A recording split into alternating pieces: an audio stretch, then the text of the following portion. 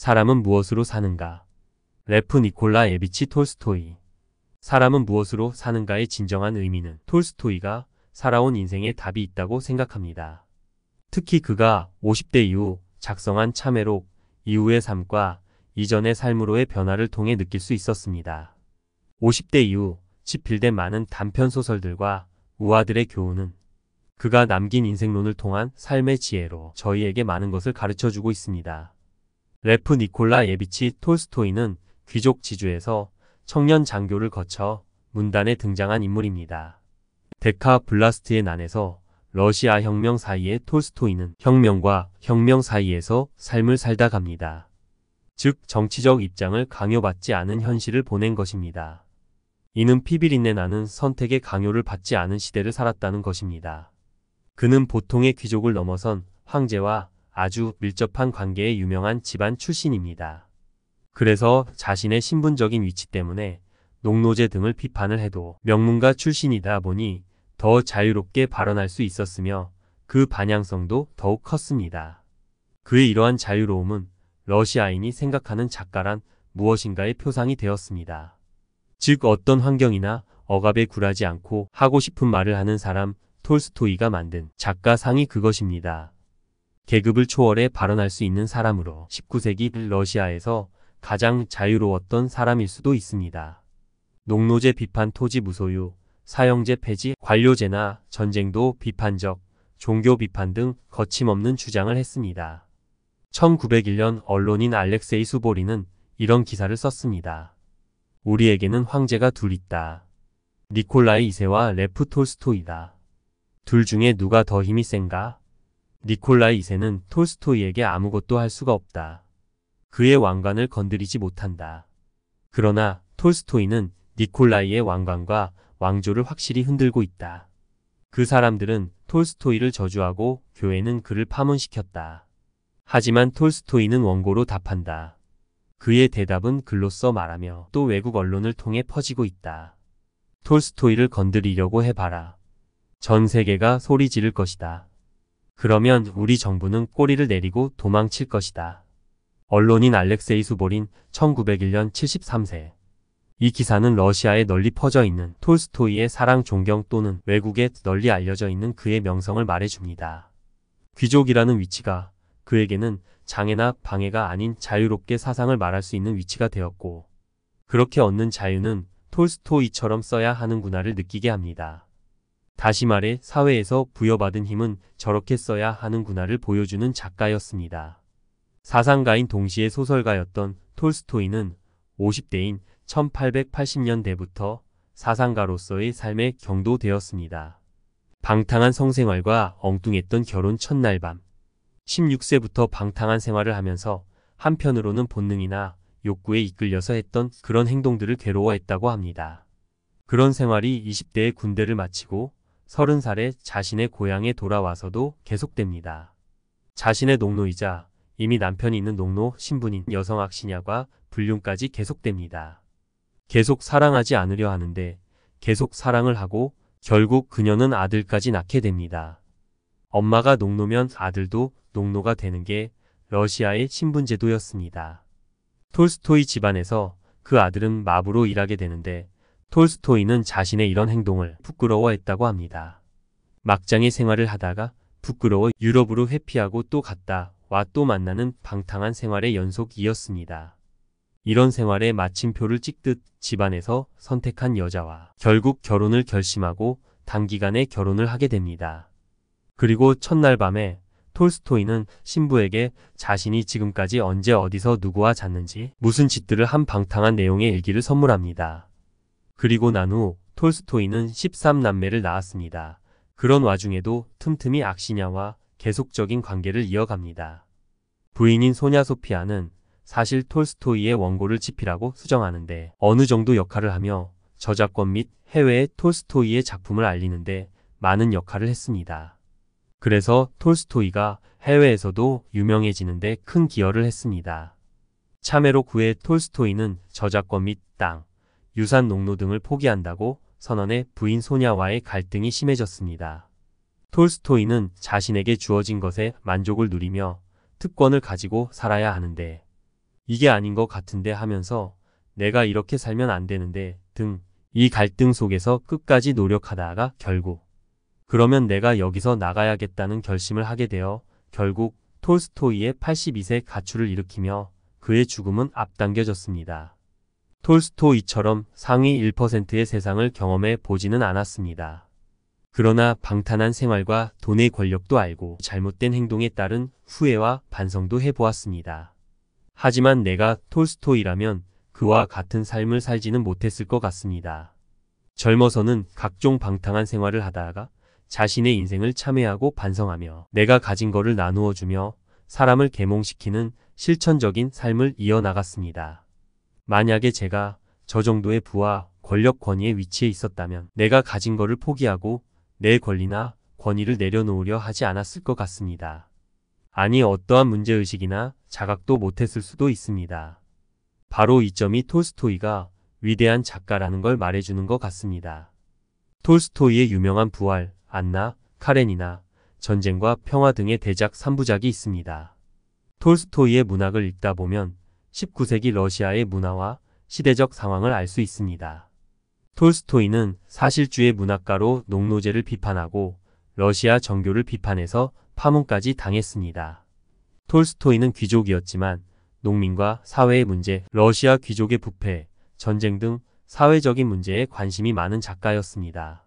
작품 세계, 리얼리즘 형식적인 것을 부정하고 거짓 허위 가식 기만을 벗겨내고자 했습니다. 진정한 농민의 모습을 원했습니다. 두 개의 톨스토이, 삶을 사랑하는 톨스토이, 청교도적 설교자로의 톨스토이. 구원, 삶과 죽음, 육체와 정신, 사랑과 진리에 대한 관념을 일반적 보편적 형상으로 표현하려고 노력했고 그 해답을 인류에게 제시하고자 했습니다. 활동, 비판적인 지식인, 귀족들이 너무 많은 재산을 가져 민중들이 가난하다. 민중들의 무관심한 교회를 비판했습니다. 이런 생각을 담은 작품으로는 바보 입한 사람은 무엇으로 사는가, 참회록, 그렇다면 우리는 무엇을 할 것인가? 등이 있습니다. 행동하는 지식인, 농민학교를 통해 농노들의 자녀교육, 교과서 집필, 평등한 교육을 실천했습니다. 기독교 신앙, 그의 삶의 핵심적으로 가장 중요한 것은 하나님의 나라를 이루는 것을 돕는 일이었습니다. 하나님을 공경하고 가난한 사람과 죄인들까지 모두 사랑하며 폭력을 사용하지 말라는 복음서의 가르침을 따랐습니다. 극작가로서의 활동도 했습니다. 톨스토이는 1828년 9월 러시아 서부 툴라주 중부의 마을 남부 툴라 근처의 야스나야 폴야나에서 넷째 아들로 출생합니다. 2살과 9살 되던 해에 양친을 일찍 여인 톨스토이 가문의 5남매는 친척 집에서 성장했습니다. 20살쯤 부모의 유산 가운데 자신의 몫이 된 야스나야 폴야나에서 계몽운동을 하기도 했으나 모스크바와 상트페테르부르크에서 방탕한 생활에 빠져 빚을 많이 졌다고 합니다. 급기야 30살쯤 도박빚 등으로 야스나야 폴야나의 저택을 매각했습니다. 젊은 시절의 톨스토이는 이상주의자인 동시에 쾌락주의자였다고 합니다. 성욕과 도박을 즐기며 쾌락에 굴복한 직후에는 처절한 환멸이 몰려와 자괴감을 더해주는 일종의 악순환이 그를 눌렀다고 합니다. 이런 모순적인 사고방식은 말년까지 톨스토이를 괴롭힌 동시에 그의 작품과 사상의 원동력이기도 했습니다. 22살의 형을 따라 군에 입대하여 지금의 체첸, 크림반도 등의 전쟁에 참여했으며 27살에 전역을 하였습니다. 그 후 유럽의 다양한 문화를 여행하며 경험한 후 고향에 내려와 농민 자녀를 위한 학교를 열게 됩니다. 톨스토이는 농민에 대한 깊은 관심과 애정을 가지고 있었습니다. 농민의 소박한 삶과 생각을 존중했으며 지식인이나 상류층보다 편안해했습니다. 34세의 16살 연하의 소피아 안드레예브나 이슬레네프와 결혼합니다.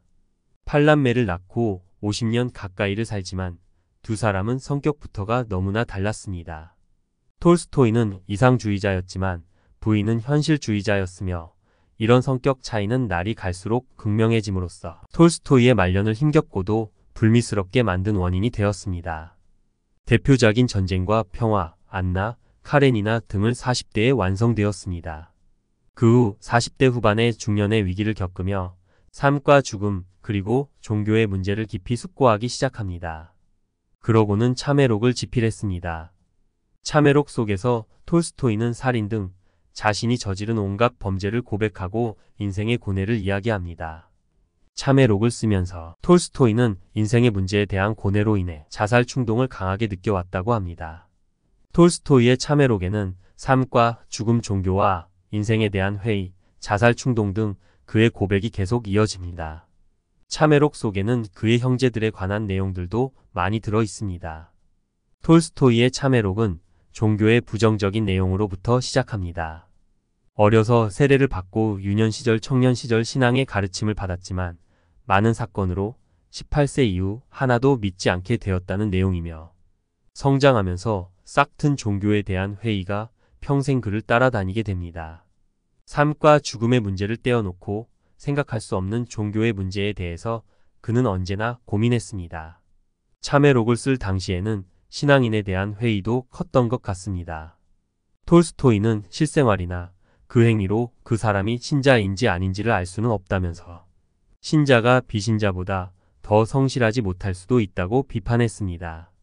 예나 지금이나 종교를 인정하고 공공연하게 이를 신봉하는 사람은 대부분 이기적이고 잔인하고 자기를 아주 소중한 것으로 생각하는 사람들 가운데 발견된다고 했습니다.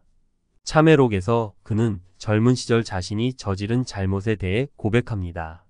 공포와 혐오와 마음의 고통을 느끼지 않고는 이 시절을 돌이켜볼 수 없다. 나는 전쟁에서 숱한 사람을 죽였다.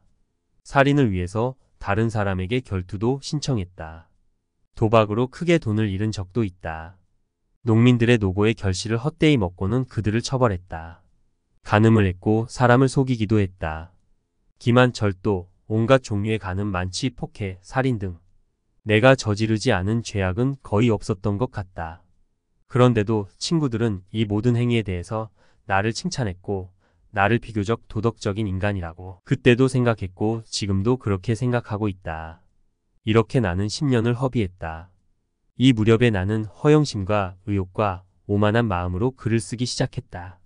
나는 저작에 있어서도 실생활에서와 같은 것을 저질렀다.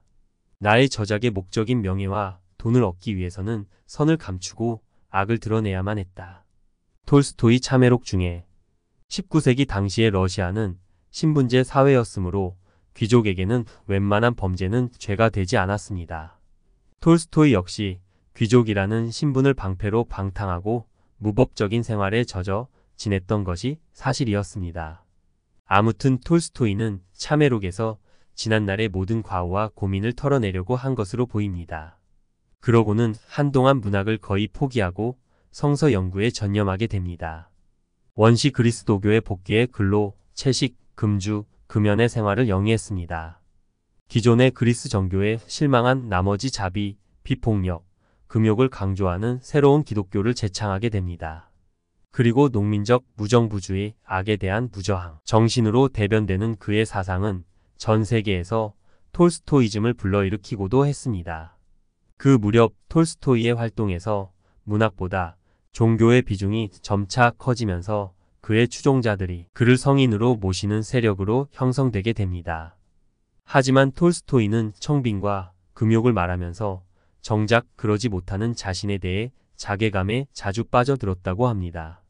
이후 수많은 단편소설과 평론 등을 통해 사랑과 믿음으로 가득 찬 삶에 대한 자신의 신념을 전파했습니다. 이때 발표했던 책들이 사람은 무엇으로 사는가 등의 우화 단편집입니다. 사람은 무엇으로 사는가의 줄거리를 살펴보면 하나님에게 벌을 받는 천사 미하엘이 벌거벗겨져서 지상으로 내쫓기게 됩니다. 쫓겨난 이유는 이제 막 쌍둥이를 출산한 여자의 영혼을 거두어 오라고 하나님이 명령을 내렸는데 그게 너무 불쌍해서 거역을 한 것입니다. 미하엘을 내쫓으면서 하나님은 3가지 과제를 줍니다. 첫 번째, 사람의 마음에 있는 것은 무엇인가? 두 번째, 사람에게 주어지지 않는 것은 무엇인가? 세 번째, 사람은 무엇으로 사는가? 발가벗은 그를 발견한 구두수 성공 시몬은 없는 살림인데도 불구하고 그를 집으로 데려갑니다. 물론 이런 사정을 모른 채 그냥 사연 있는 거지라고 생각하고 데려갑니다. 당연히 아내인 미트료나는 질겁을 합니다. 그러면서 처음엔 그를 내쫓으려고 마음을 먹었는데 가엾고 불쌍한 생각이 들어서 결국에 그를 잘 먹여주고 재워주게 됩니다. 그 순간 미하일은 한 가지를 깨닫게 됩니다. 사람의 마음에 있는 것은 무엇인가? 라는 그 첫 번째 질문에 대한 답을 깨닫게 됩니다. 사람의 마음에는 사랑이 있다는 첫 번째 깨달음이었습니다. 그 후 미하일은 구두수선 일을 배워서 일을 하게 됩니다. 어느 날 거만한 부자 한 사람이 들어오더니 1년 동안 신어도 해지지 않는 신발을 주문하고 갑니다. 근데 아이러니하게도 그 부자는 가다가 죽을 운명이었습니다. 그 부자에게 필요했던 건 1년 동안 신을 신발이 아니라 관에 들어갈 때 신을 신발이었던 것입니다. 그걸 보면서 미하일은 두 번째 질문의 답인 사람에게 주어지지 않은 것은 곧 자신에게 필요한 것을 아는 능력임이라는 것을 알게 됩니다. 세 번째 질문의 답은 작은 구두를 맞추러 온 쌍둥이를 보면서 알게 됩니다. 바로 미하일이 하나님을 거역한 계기가 되었던 그 쌍둥이였습니다. 어머니가 죽으면 바로 죽어버릴 줄 알았던 그 쌍둥이가 이웃 사람들에게 거두어져서 친자식 못지않게 대접을 잘 받으면서 크고 있었다는 것을 발견하게 됩니다. 그래서 세 번째 질문 사람은 무엇으로 사는가에 대해서 답을 찾게 됩니다. 사람은 자기만 아는 것 같지만 사실은 다른 사람에 대한 사랑을 가지고 살아간다는 것을 알게 됩니다. 이 교훈들은 모두 서로 달라 보이고 모두 분절되어 보이지만 사실 하나로 연결되어 이어집니다. 사람은 마음속에 사랑이 있지만 자신에게 필요한 건 무엇인지 잘 모르고 있습니다. 그러나 타인에 대한 사랑으로 타인에게 필요한 것은 무엇인지 알기 때문에 서로 간에 모여 살면서 어울리고 사랑하며 살아가야 한다. 라는 그런 교훈으로 이어집니다. 즉 그리스도교에서 말하는 내 이웃을 사랑하라라는 교훈을 주는 것이라 생각됩니다. 톨스토이의 단편 우화들은 쉽고 재미있으면서도 교훈 역시 확실합니다. 왜냐하면 이 소설은 톨스토이가 처음부터 민중을 계몽하기 위한 목적으로 쓴 작품이기 때문입니다. 톨스토이는 말년까지도 예술이란 무엇인가, 부활 등을 발표하며 필력을 과시합니다. 격렬한 사회 비판으로 러시아 정부와의 갈등 및 러시아 정교회로부터의 파문당하는 우여곡절을 겪지만 그의 1908년 80회 생일에는 전 세계에서 축하 인사를 보낼 정도로 명성의 절정을 맞이하게 됩니다. 하지만 톨스토이의 아내 및 가족과의 사생활은 파국으로 치닫게 됩니다.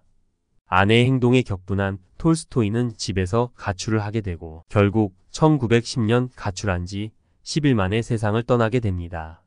톨스토이는 많은 걸작을 남겼지만 그의 작품 중에서도 가장 친숙한 것은 그가 종교에 회심한 후 교육 수준이 낮은 민중을 계몽하기 위해 쓴 단편선들입니다.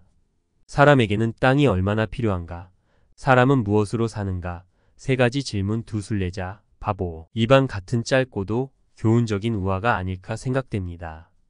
톨스토이의 문학이 탁월하다는 데에 관해서는 대부분의 평가가 일치하지만 그가 말년에 더 몰두했던 종교 사상에 대한 평가는 의외로 부정적입니다.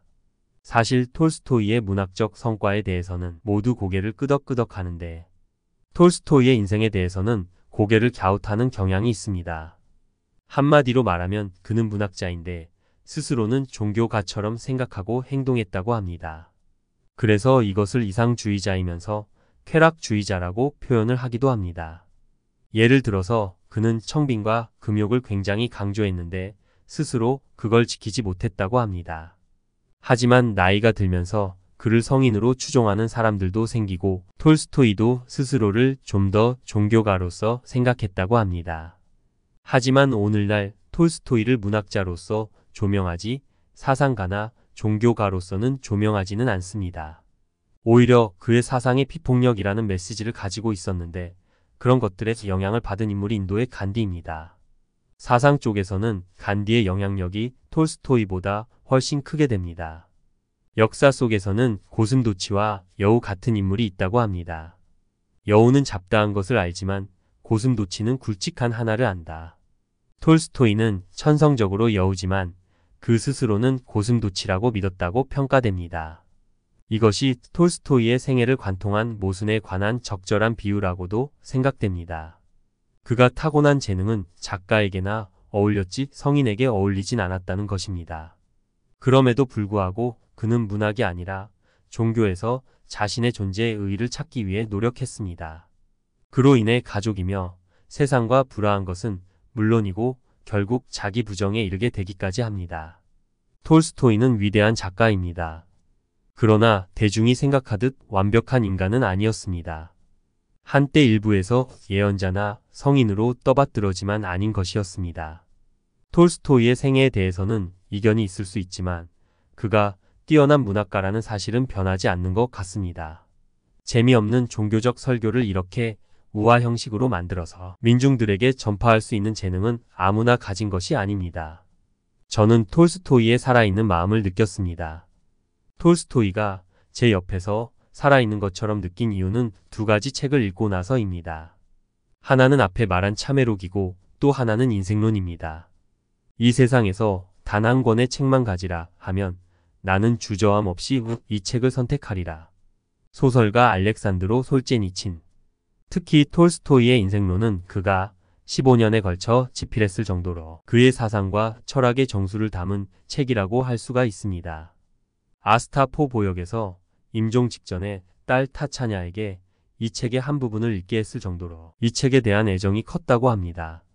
나 자신이 주기적으로 되풀이해 읽을 책이자 모든 사람들에게 꼭 필요한 책이라 자부한다. 나의 전쟁과 평화, 부활, 안나 카레니나는 잊혀도 이 책 인생론만은 인류가 존재하는 한 영원 불멸할 것이다. 톨스토이. 인생론은 톨스토이 자신이 직접 쓴 글과 동서양의 여러 사상가들의 글을 발췌해서 그 글조차 완전히 자신만의 언어로 사상을 표현했다고 했습니다. 죽음, 교육, 종교 등 다양한 주제에 걸쳐 그의 사상을 집약해서 보여주고 있습니다. 톨스토이는 이 책에서 타인과 소통하는 방법, 분노에서 벗어나는 방법 등 일상생활의 가르침은 물론이고 인간 존재의 근원, 죽음에 대한 고찰, 사랑과 박애의 정의 등 철학적인 가르침과 지식의 방향, 종교적 가르침에 이르기까지 다양한 주제를 140가지의 짧지만 묵직한 글로 표현했습니다. 단지 사는 게 힘들다는 이유로 죽기를 바라면 안 된다. 당신의 어깨에 놓인 버거운 짐들은 당신이 사명을 다할 수 있도록 도울 것이다. 당신의 버거운 짐을 없애는 단 한 가지 방법은 사명을 이루는 삶을 사는 것이다. 톨스토이 인생론. 제 인생에 항상 새기고 있는 인생론의 교훈. 그 내용은 인생론 초반에 나오는 교훈이며 단편집 3가지 질문에도 표현되어 있습니다. 제 인생에 항상 새기고 있는 교훈을 남겨준 톨스토이의 단편 중 3가지 질문을 소개해드리고 싶습니다. 첫 번째, 세상에서 가장 중요한 때는 언제인가? 두 번째, 세상에서 가장 중요한 사람은 누구인가? 세 번째, 세상에서 가장 중요한 일은 무엇인가? 여기에 대한 답은 첫 번째, 세상을 가장 중요한 때는 지금입니다. 두 번째, 세상에서 가장 중요한 인물은 바로 지금 옆에 있는 사람입니다. 세 번째, 가장 중요한 일은 무엇인가라고 한다면 지금 그 사람에게 선을 행하는 것이다입니다. 우리는 오직 지금 이 순간만 영향력을 행사할 수 있습니다. 현재는 우리가 다룰 수 있는 마음대로 다룰 수 있는 유일한 시간대입니다. 그러니까 지금 이 순간 현재가 가장 중요하고 지금 현재 내 옆에 있는 여러분이 가장 중요하며 전 여러분에게 최선을 다하며 선을 베풀고 싶습니다. 가끔 얘기를 할 때 이미 지나가 버린 과거 때문에 괴로워하는 사람도 있습니다.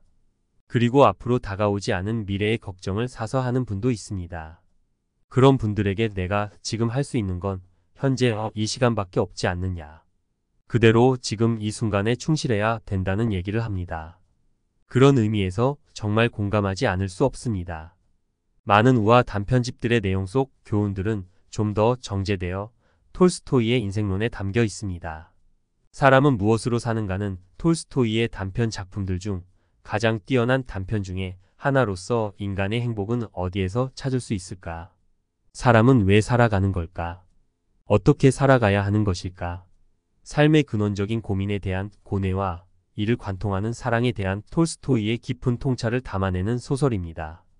비록 종교적인 색채가 가미되었지만 순수한 사랑의 희생과 헌신 인간의 도리선함에 대한 그의 빛나는 문체는 읽는 사람으로 하여금 자신을 한 번 더 내부로부터 바라보게끔 하는 힘이 있는 작품이라고 생각합니다. 톨스토이의 단편선에 수록된 이야기들은 어찌 보면 현실을 외면한 동화 속에서나 가능한 이야기로 치부할 수도 있습니다.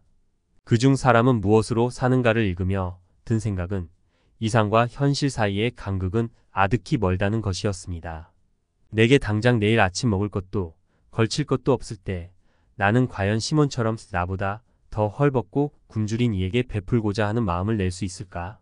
그것이 현실적으로 가능한 이야기일까? 우리는 솔직히 시몬보다는 시몬의 부인의 처음 입장에 공감이 더 갈 거라 생각됩니다. 한편으로는 내 삶에 어떻게 접목시키며 살아야 할지도 고민되게 됩니다. 나는 무엇으로 사는가? 하고 스스로에게 질문을 던져봅니다. 나 자신이 마음속 깊은 곳에 가지고 있던 근원적인 질문의 답인 사랑. 우리 삶을 이끌고 지탱하고 있는 것이 사랑이었습니다. 다시 한번 모두를 사랑하며 내 이웃과 나누고 베풀며 공생하는 삶을 진지하게 생각하게 됩니다. 톨스토이의 작품은 예술이 아니라 하나의 생명체이다. 앙리 베르크손